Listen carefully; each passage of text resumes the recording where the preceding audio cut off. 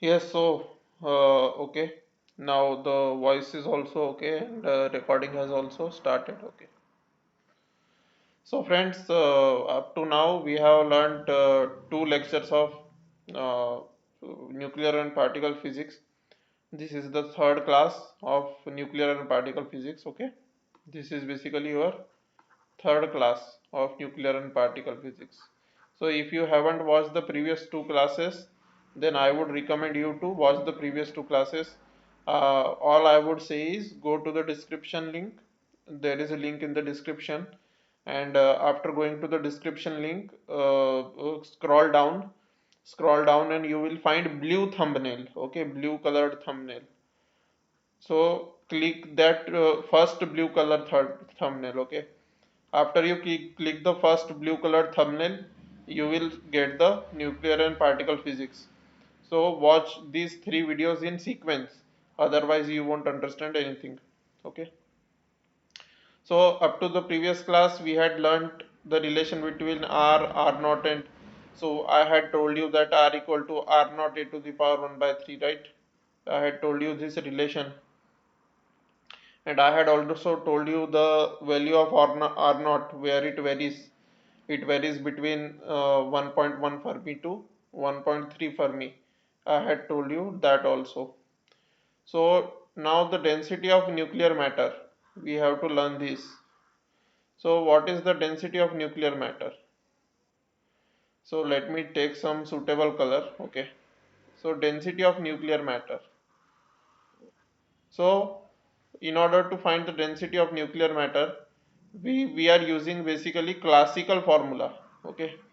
Over here we are using mass upon volume, which is the classical formula.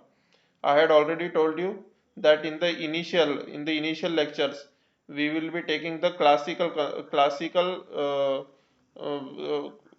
treatment of the nucleus of the atom. We are taking the classical treatment of the nucleus of the atom initially in the initial classes, but later on we will move on towards the quantum treatment of the nucleus. Later on we will move on towards the quantum treatment of the nucleus too. Okay. So density of nuclear matter, rho equal to mass upon volume. We are thinking classically basically. Okay, so as we are thinking classically, so density equal to mass upon volume, by that formula I have written this. And then after that, we know this very well that a is equal to the number of protons plus number of neutrons. Okay, so this is the number of protons, this is the number of protons, and this is the number of neutrons we have in the nucleus. Okay, so number of protons plus number of neutrons is equal to atomic mass number. This is what? This is here basically mass number. Okay. So atomic mass number is equal to number of protons plus number of neutrons. Now, so A is equal to, I can say in short that A is equal to your number of nucleons. Okay. A is equal to your number of nucleons, I can say in short, right? Number of nucleons, I can say in short. So mass upon volume. So over here we are this treatment is also classical. Why it is classical? See, I have taken mass of a nucleon over here. This is nucleon, by the way. Okay, this is nucleon. So mass of a nucleon, m equal to mp equal to mn. Now you know this very well that mass of a neutron is slightly greater than the mass of a proton. I had told you this, okay? And you have been learning this from the lower classes since the childhood, that the mass of a neutron is slightly greater, not much greater, but slightly greater than the mass of a proton. You have learned this, okay? But we are ignoring that fact over here. We are ignoring that fact over here, and we are considering that mp is approximately equal to mn. We are considering like that. Okay, we are ignoring the fact that mass of a proton and a neutron differ somewhat, a little bit. Okay, so we are ignoring that fact and we are considering that mass of a proton and mass of a neutron are equal, and which is equal to small m. Okay, both of them are equal to small m. We have ignored the small difference, and this is equal to mass of a nucleon. So mass of a nucleon is nothing but both protons and neutrons as they reside inside the nucleus. So they will be called as nucleons. Okay. So m equal to mass of a nucleon. Now the total number of nucleons, what is there? The total number of nucleons which we have is A. Total number of nucleons which we have is A, because A is the atomic mass number. And the mass of each nucleon is small m. Okay, by this definition which we have taken over here. Okay, this approximation. So mass of the nucleus will be, what will be the mass of the nucleus? Over here we need the mass of the nucleus, right? Over here we need the mass of the nucleus. Let me show you with the help of a laser. Over here over here we need the mass of the nucleus, right? So in order to substitute the mass of the nucleus over here like this, we have taken one approximation. We have neglected the binding energy. What is binding energy? It will come later on, but think it in this way. Okay, I am writing over here. It is wrong to say that the mass of the nucleus is equal to mass of individual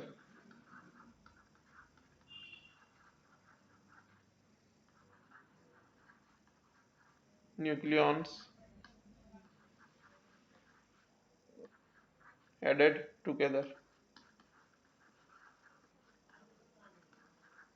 Now let me explain you this. It is wrong to say that mass of the nucleus is equal to the mass of individual nucleons added together. Why? Okay, because because suppose I have a box of balls. Okay, and I put some balls in this box. Okay, so I have put 1 2 3 4 5 6 balls. Okay, 6 balls in this box, and suppose mass of each ball is m. So the mass of the box will be 6m, because I have put 6 boxes in the 6 balls in the box. So as I have put 6 balls in the box, so the total mass of the balls is 6m. Okay, but this is a classical picture. This is a classical concept. This is a classical concept. In case of a nucleus, how is a nucleus formed? Nucleus, how is a nucleus formed? Let me give you an example. Nitrogen 714. Okay. Suppose this is the case. So the number of protons is 7. Okay. So you are getting over here, the number of protons is 7. Number of protons is 7. And what is the total number of nucleons? Over here it is written, right? Nucleons is equal to 14. Okay. Now the number of neutrons, what is it equal to? Neutrons is equal to 14 minus 7 is equal to 7, right? So if I consider that the mass of a proton, what is the mass of a proton? 1.67 into 10 to the power minus 27 kg is the mass of a proton. Okay, mass of a, and this is equal to mass of a neutron approximately this is equal to mass of a neutron too, although the mass of a neutron is slightly greater, but we are taking to be approximately the same. Okay, so according to classical concept, classical picture, what will the classical picture say? That 14 multiplied by 1.67 into 10 to the power minus 27, this will be the mass of nucleus, it will say.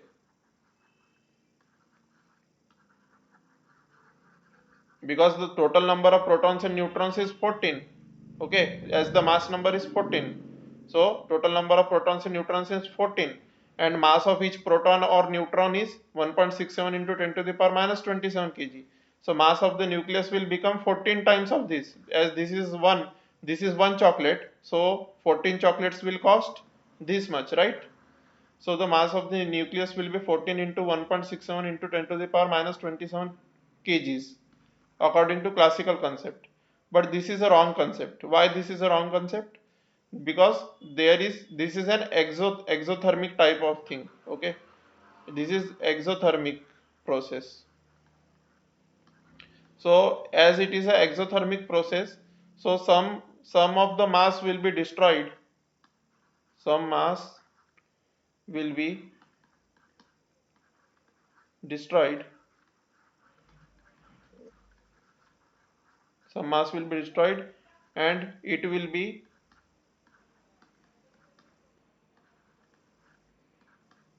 turned into energy by the formula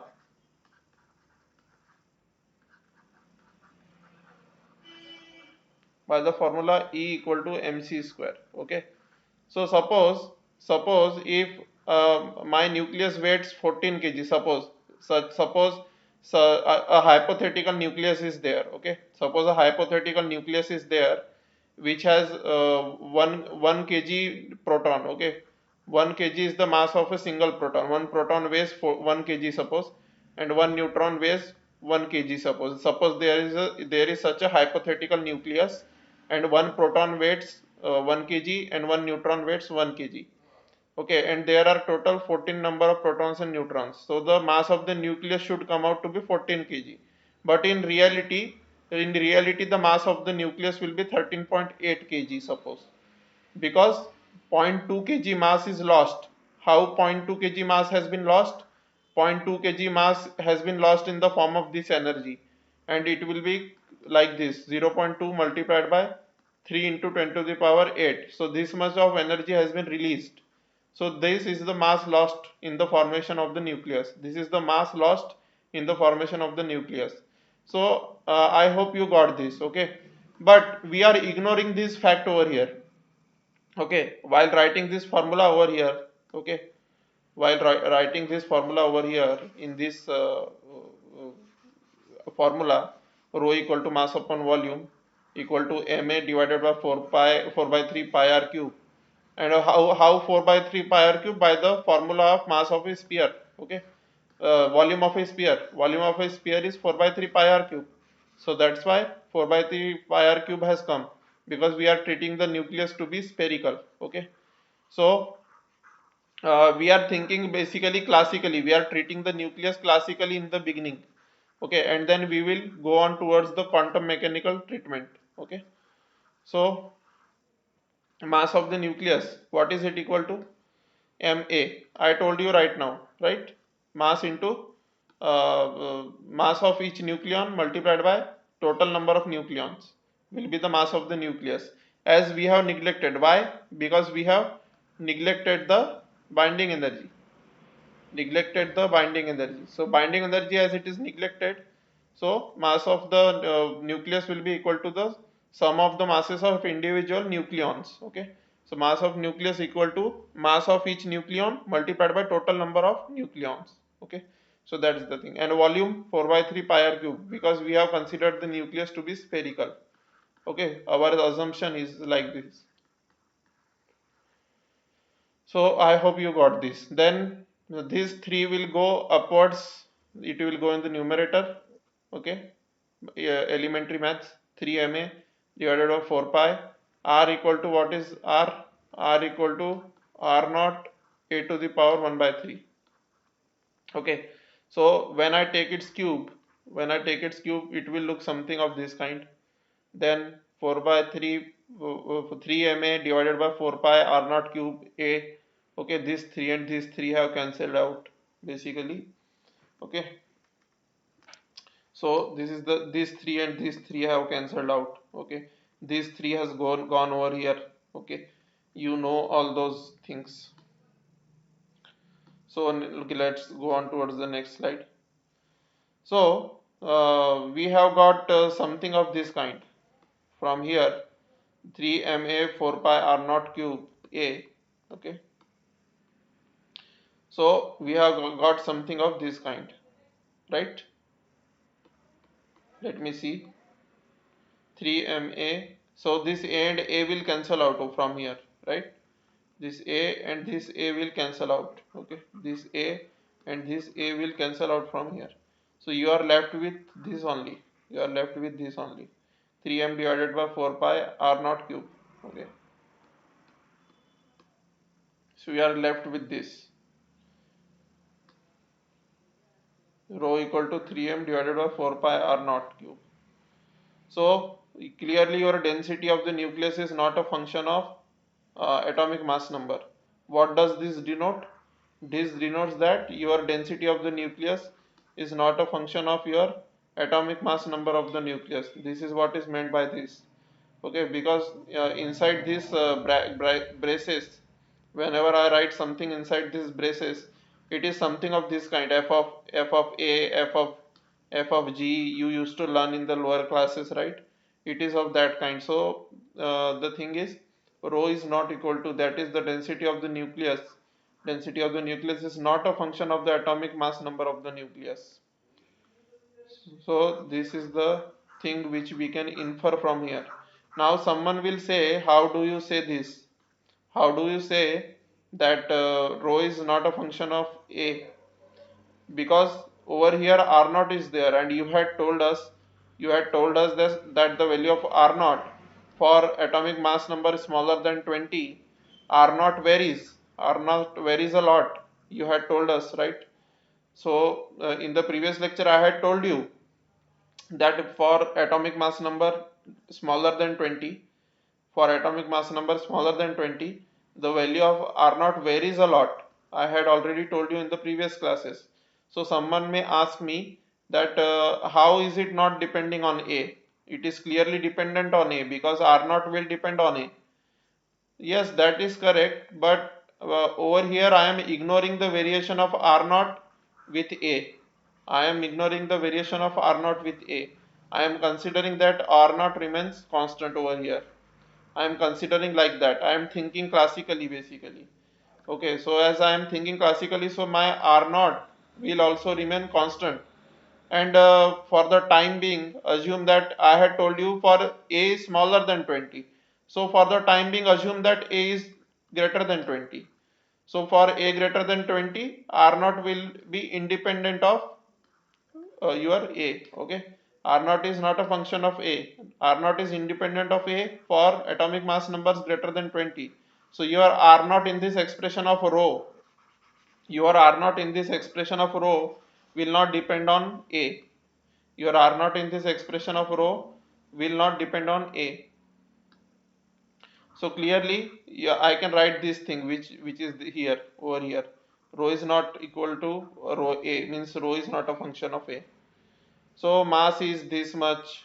Now put the values over there. So how does it look like? 1.67 into 10 to the power minus 27, and it will be bracket closed. Then I will have 4 pi. Okay, R naught, what is the value of R naught? 1.2 into 10 to the power minus 15. We are doing this to get the rough estimation of the density of a nucleus. Okay, mass density of a nucleus. Why are we doing all this stuff? In order to get a rough estimate of the mass density of the nucleus. So you get the density of the nucleus from here. When you calculate this with the help of a calculator, you will get the value of rho to be equal to 10 to the power 17 kg per meter cube. Okay, or I can say it is 10 to the power 14 gram per centimeter cube. Both are same. Okay, so either 10 to the power 17 kg per meter cube or 10 to the power 14 gram per centimeter cube is the density of the nucleus which we got, which is the highest density in the nucleus in the universe.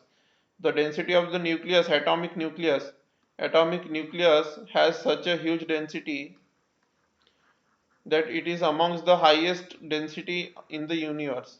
So what is the density? 10 to the power 17 kg per meter cube. So let us consider, let us imagine this, how huge this is. Let us imagine. So 10 to the power 14 gram per centimeter cube. I told you that 10 to the power 17 kilogram per meter cube, 10 to the power 17 kilogram per meter cube is equal to 10 to the power 14 gram per centimeter cube. Okay, because it is unit conversion, right? Because 1000 kg per meter cube is equal to 1 gram per centimeter cube. You have learned this in the lower classes and you know the conversion. I won't go into that. If you don't know this, you must read the class 11th NCRT units and dimension chapter. Over there you will get this. Okay, so over here in this thing, just look at, have a look at this, have a look at this. So as soon as you have a look at that, this is the density of the nucleus which we have got, gram per centimeter cube. Now let us imagine this. Why this is so huge? Why this is so huge? Because the 15 centimeter scale, the 15 centimeter scale which you have at your home, take its 1 centimeter out. Okay, take its 1 centimeter out. So as soon as you take its 1 centimeter out, you get something like this. Okay, so make a cube of that 1 centimeter. Okay, so make a small cube, which will be a very tiny cube, very tiny cube. Okay, 1 centimeter, 1 centimeter, 1 centimeter. Okay, all the sides of this cube are 1 centimeter. So you made a cube. Okay, 1 centimeter, 1 centimeter edge cube.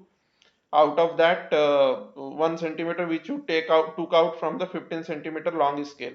So this 1 centimeter part which you took out of that scale, and when you made its cube, okay, when you made its cube, each length of the cube measuring 1 centimeter, what is its volume? What is its volume? Volume of a cube is equal to side cube.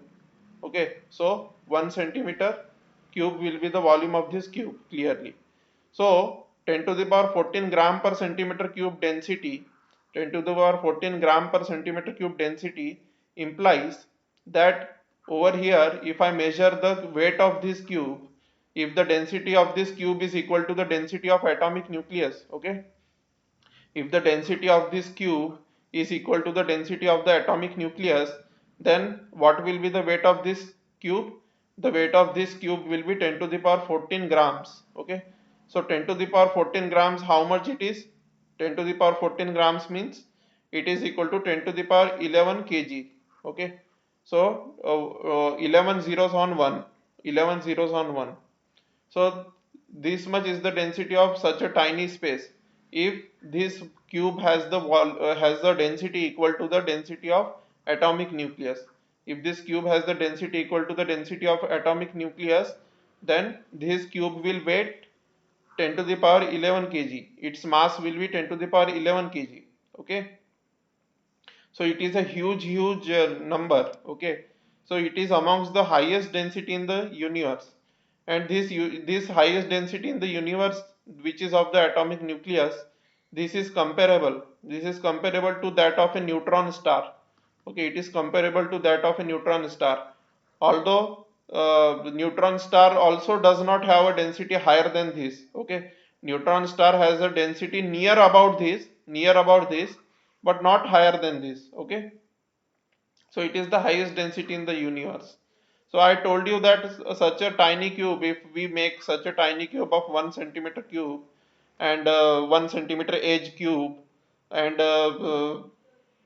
we have this cube to be this cube has a density equal to the atomic nucleus, then this cube weighs 10 to the power 11 kg, means 10 to the power 14 grams. I had told you. Okay, so this is the highest density in the universe. So in order to get an estimate of the density of the nucleus, in order to get the estimate of the density of the nucleus of the atom, we have done all these things, and that's why we have ignored the quantum properties over here, and we have considered it classically. We have all taken the classical things over here, so that we are able to make a rough estimate of the density of nuclear matter. Okay, in order to make a rough estimate of the density of nuclear matter, we have basically done all this stuff. Okay, and we have ignored the quantum mechanical part of it, and we have made our thought process a classical one. We have made our thought process a classical one, just to get a rough estimate of the density of the nucleus, which is 10 to the power 17 kg per meter cube. Okay.